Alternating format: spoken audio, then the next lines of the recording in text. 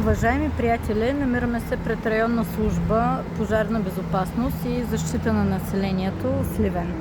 Вчера, 17 юни, подадох сигнал за проверка относно действия на служител, заемащ ръководна длъжност в тази структура. По-точно няколко сигнала, които са свързани с данни за разпореждания към служители и начинът, по който са били налагани тези разпореждания във връзка с друг проблем – примахване и унищожаване на гнезда на лястовици, включително с яйца и малки птици. Служители, които не са били съгласни с това отношение към живи същества, са били предупреждавани за възможни наказания.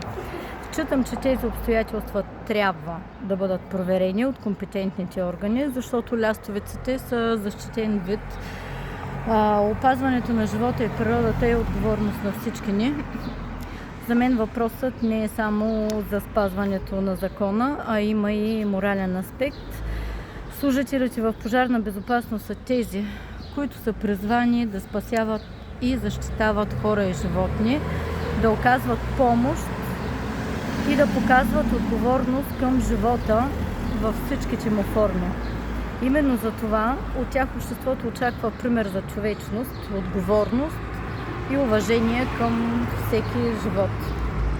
Надявам се компетентните органи да извършат обективна проверка, да установят фактите и да дадат отговор за предприетите действия.